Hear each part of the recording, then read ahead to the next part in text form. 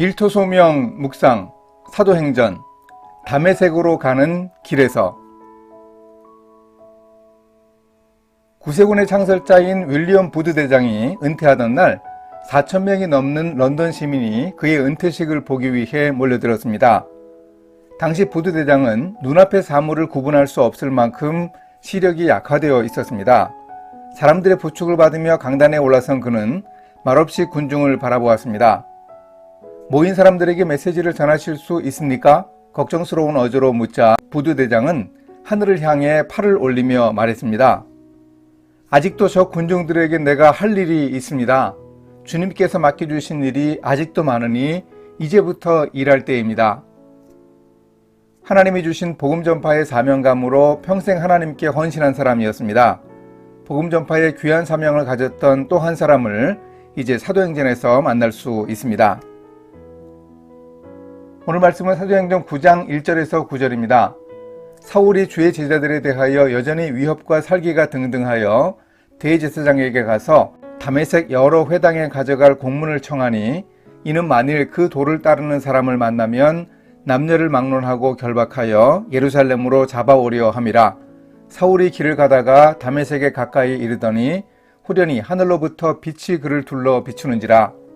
땅이 엎드러져 들음에 소리가 있어 이르시되 사울아 사울아 내가 어찌하여 나를 박해하느냐 하시거늘 대답하되 주여 누구시니이까 이르시되 나는 내가 박해하는 예수라. 너는 일어나 시내로 들어가라.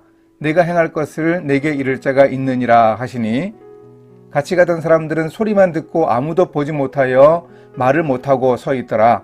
사울이 땅에서 일어나 눈은 떴으나 아무것도 보지 못하고 사람의 손에 끌려 다메섹으로 들어가서 사흘 동안 보지 못하고 먹지도 마시지도 아니하니라.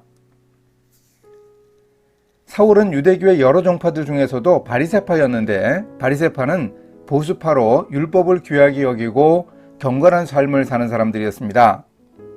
예수님께 책망을 많이 들었습니다만 구약의 율법 중심 전통을 잘 전해준 사람들이기도 했습니다.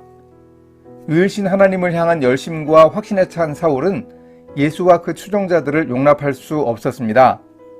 스데반 집사를 돌로 쳐서 죽이는 사형 집행에도 증인으로 참여했습니다. 처형을 직접 할 수 있는 권한은 없었습니다. 하지만 유대교 교리를 앞세워 행동대로 앞장서며 기독교인들을 집요하게 박해했습니다. 다메섹으로 가려던 이유도 예루살렘에서 시작된 박해로 사방으로 흩어진 유대인들의 주된 근거지를 휘저어서 기독교인들을 체포하고 처형하려고 했습니다. 예루살렘에서 시리아의 수도인 다메섹까지는 210km쯤 됩니다. 한번 생각해 보십시오. 며칠, 길게 잡으면 일주일은 걸리는 여행길에 뭘 했을까요?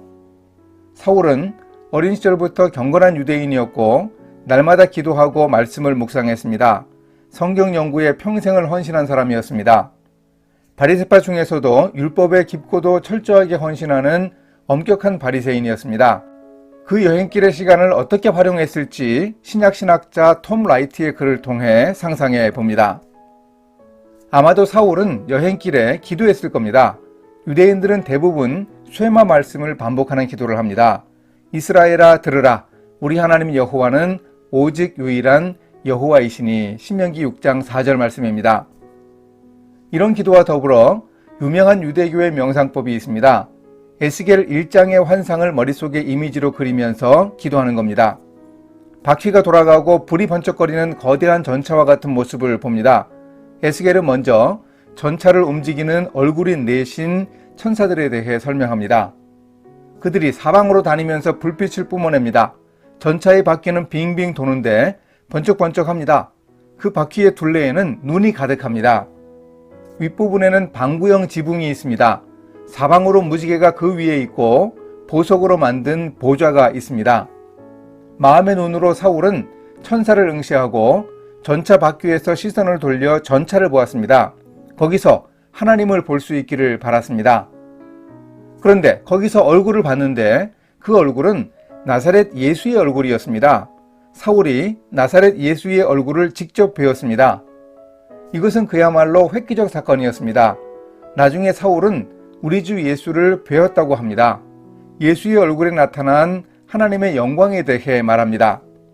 시간은 정오 무렵 햇빛이 찬란할 때였는데 햇빛보다 더 밝은 빛을 보았습니다. 마치 천국에서 보는 바로 그 빛을 보는 듯 했습니다. 이 빛은 곧 하나님 예수 그리스도를 가리킵니다. 천국에는 햇빛이 쓸데없다고 합니다. 하나님이 빛이 되시니까 말입니다.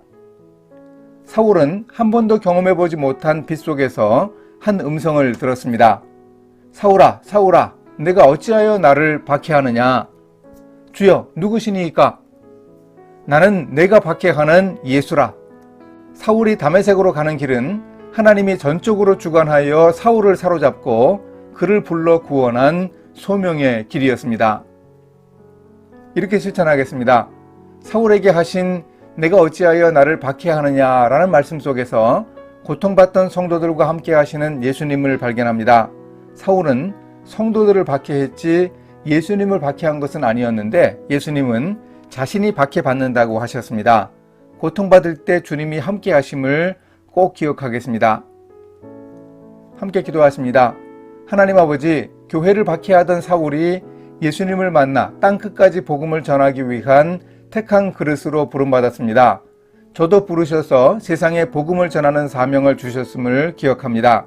주님의 부르심에 합당한 능력과 믿음도 저에게 허락하여 주소서. 예수님의 이름으로 기도합니다. 아멘.